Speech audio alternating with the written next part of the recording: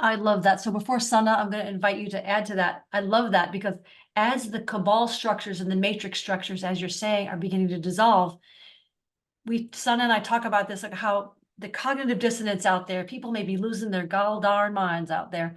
So, Right. so I appreciate you reminding us of that. But this is a great way to move into the Aquarian world, isn't it? Thank you so much. Sana, anything to add to that? No, I don't think. No, it was very complete, but we love you, so I wanted to hear you what you had to say. So, I mean, you've David and Sana, you've mentioned this too a little bit. You've hit on it, but when I was researching this before our interview, because I'm kind of an astrology rube, you tarot people out there are going to be freaked, but it's like I don't use a lot of astrology in my own tarot. I feel it's useful, fun, but I don't find it thoroughly necessary. Every card has a astrological sign, but I get plenty looking at the cards, bouncing into my own intuition. But anyway, it is a gap for me per se. I saw a lot of videos out there kind of debunking it a little bit.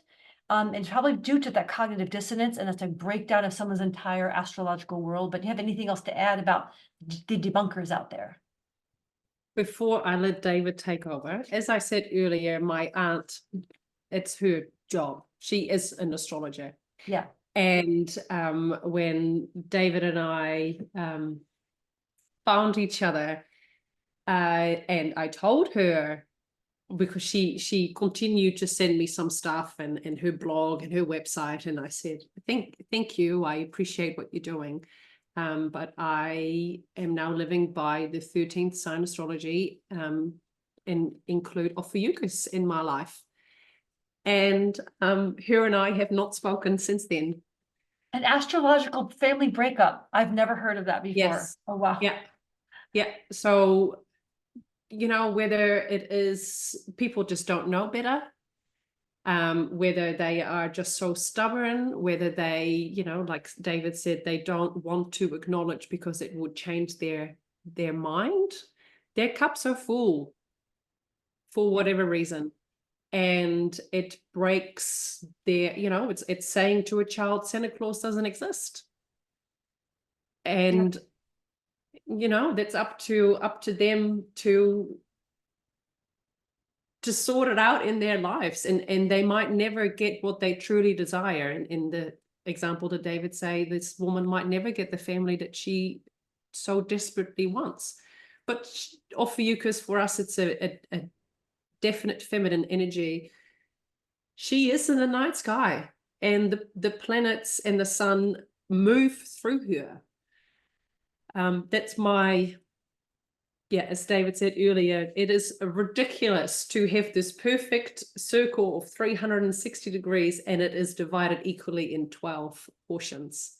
If you look at the way the constellations are, Virgo is like this big. Yeah.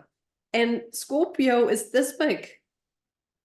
But supposedly the sun takes 30 days to travel through both. But using 13 sign charts, the sun takes 45 days to go through Virgo and only 7 to go through Scorpio. And it's such a different way. But anyway, David, why are they debunking the existence of Ophiuchus? I love this question. So I'll come at it from a couple of angles. I'll come at it from firstly maybe a sort of quasi-scientific perspective, and then come at it from a spiritual perspective as well. So as I said before, I am skeptical. That's my mindset. I'm skeptical about politics. I'm skeptical about economics. I'm skeptical about all of it, right? But at the same time, I don't just sit there and take a position and go, oh, I don't like something. The more I am resistant to an idea or a concept, the more I'll push into it to actually get to the bottom of it. So that's also important sort of framing, if you like, for what I'll say here. I am a believer that, what we are seeing in the matrix is running parallel to what's actually going on in the organic reality. So the organic reality is source intelligence, we have multiple terms, but sometimes in our blogs, we call it the universal intelligence. We move between source and we really say God, but it's all the same thing. we won't get hung up on the semantics of the words we use, but this idea of, again, a masculine only divine or universal intelligence, that it's only masculine, to me is completely wrong. It doesn't fit, it doesn't work, nowhere do we see just a masculine energy. So the idea that, so that raises a question is, in some of the Eastern mythologies, they're quite happy to acknowledge, Vedic's acknowledge a masculine godhead and a feminine godhead. And the feminine godhead over there in the Eastern, which actually predates anything we did in the West, is much, much older. They've always recognized that there is a feminine presence. Some call it the womb of creation. And if you look at the idea of how the masculine and the feminine interact, if the masculine is considered the primordial spark, which is Aries, and the feminine is considered to be, the receipt of that, and you can't have life without feminine energy. So the idea of dismissing feminine out of astrology just doesn't intuitively straight away doesn't make sense. However, it's interesting too, as I said before, I touched on what's happening in the matrix with technology and what's happening organically. And I think that there's a very interesting crossover here. And I'll use cell phones and broadband technology as a metaphor for what I think we're missing, perhaps, with this whole thing of the divine feminine is re-emerging. Over here on the technological side, we all know about 2G, 3G, 4G, 5G, now 6G, right? So technology's moving up, and I think that at the same time, part of that cognitive dissonance you talk about is many of us are operating with a 2G or 3G kit set, if you like. A part of our operating system or our mental processes is locked in a 3G world, right? This would be a phone that you're trying to run modern streaming like this on a 3G. It just doesn't work. So the idea is technology is actually making these leaps. And in quantum science, there's a very interesting thing going on to do with the theory of relativity. You see, ether, spelled AETHER, if you type this into the internet and go ether in quantum physics, what you now see is that going back, and this is this debunking of the feminine, going back, ether, which is Ophiuchus is ether. So the astrological signs all fall into either fire, which is Aries, or earth, Taurus, air, Gemini, and so on, and water, Scorpio, Cancer, Pisces. But there's a fifth element. That fifth element is ether. And it's the fifth element is the unifying structure that allows all those other modalities of fire, earth, water, and air to actually function. So in quantum science, they call that unifying field ether.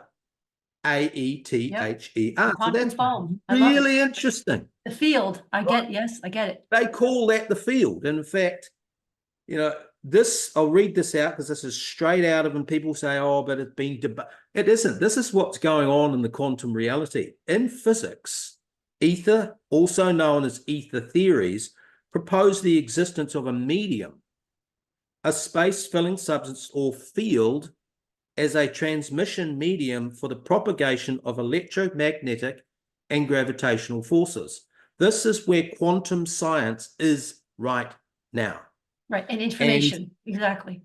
Yep, and the theories of Einstein are being now challenged and debunked because he didn't have the missing component, which was the field.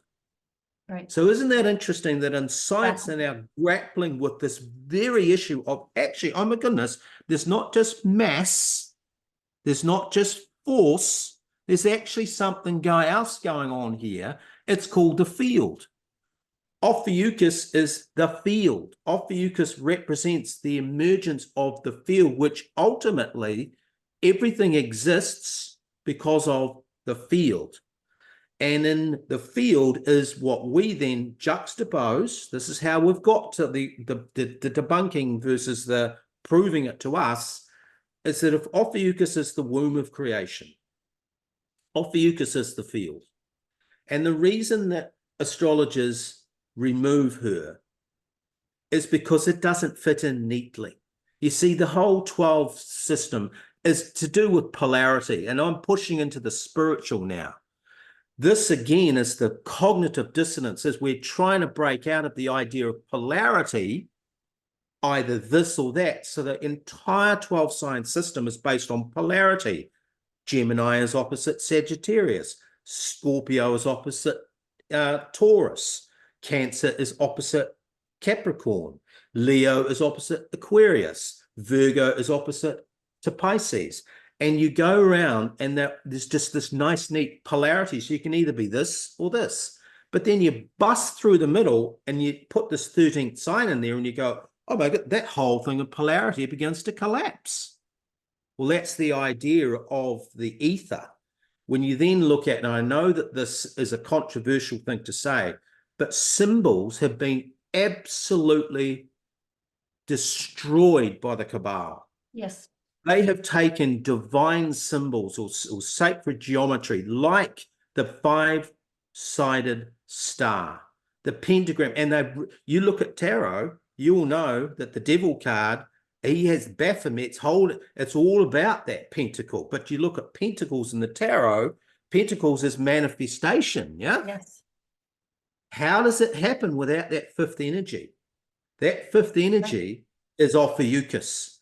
And in the astrological structure, the reason that 12 sign astrologers struggle to integrate her into this, we don't, is that Ophiuchus actually goes with every single sign.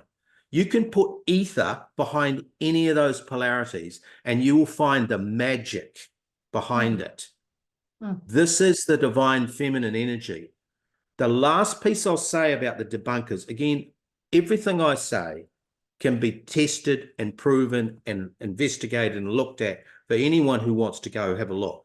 We've established that the sun does move through Ophiuchus. We've established personally that Sanne said her rising sign's in Scorpio, but she's also got, you know, if you put a 13 overlay in a 12 system, what it means is that somewhere along the line, you've got one of those houses actually has multiple energies, because 13 divided by 12 doesn't work, right? So one of your houses in a 13 sign astrology system, like yours, your first house is actually divided. So Sanne, for example, now with Ophiuchus, actually is not just a Scorpio rising, she's actually a Ophiuchus rising as well. So the energy you can actually see, and we use this to deal with sometimes when the Scorpio, you go very deep emotionally. It can lead to, if it's left if you just leave a lot of Scorpio energy can actually make you crazy because you go so deep.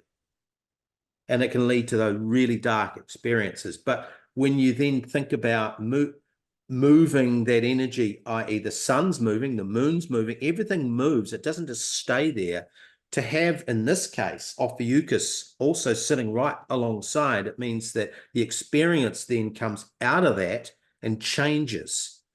And if you insert this Ophiuchus energy into the movement of, you know, the houses and the sun and the planets around the chart, you'll actually find that that's where, for each individual, this is where the divine feminine is coming in, right? That if it's in the third house, it'll be in that house of childhood. If it's in the fourth house, it'll be coming in through the kind of what we call the lineage and roots. If it's in the fifth house, it'll be coming in through creativity. If it's in the sixth house, it'll be coming in through work and well-being. If it's in the seventh house, it'll be manifesting. This divine feminine energy will be manifesting in your relationships, which for me is where it is. The eighth house, it'll come in.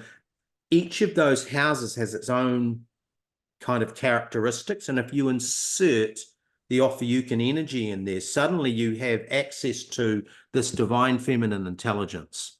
This is this right brain, this opening of, this is where you have innovation. This is where you have incredible insight. This is how we're going to break out of the matrix. Our vision is to bring together a community. There's so many off-Yukons in the world right now. They don't know it. They think they're Scorpios, or they think there's something else. And the world is crying out for these highly refined solutions, insights, and inventions for restoration. And it's the divine feminine energies. If we want to ignite 1 million, we want to find 1 million off-Yukons and ignite them. That's our vision for this. Because we believe with the Maharishi principle, you only need 0.001% to come alive. And suddenly this whole system will absolutely begin to implode. And because the divine feminine energy is beyond anything of the mice and men thinking, the silly little men thinking in the Roman Empire, that, well, that they were fearing the divine feminine. They pushed her out because they didn't want to know. And you go all the way back into history and you will find that the divine feminine, it was witches at the stake. It was the pagan rituals. It was the people who had that right brain intuitive, in sync with Mother Gaia, in sync with the field. They just knew. And no wonder these silly little men running around in the Greco-Roman, which is still established today. They're saying, well, we don't want to know about any of that. But yet, in quantum science, they are now confronting the reality of Einstein was wrong because he didn't understand the unifying principle of the field. And the field is here, whether we accept it in astrology, whether we accept it in science, whether we accept it in quantum physics and manifestation and everything else. There's a whole episode we could do on gravity and electromagnetism and how that is what creates manifestation. It doesn't work without the field. So that's what we would say about that to the debunkers. Oh my goodness, this is marvelous. So yeah, Einstein, he said, let me just go find a constant to fill in this number I don't know, right? So I'm a believer. It's beautiful. Oh my goodness, I'm mind blown. I love the divine feminine. I am one, and I know I was burned at the stake in other parallel lives, perhaps. Certainly.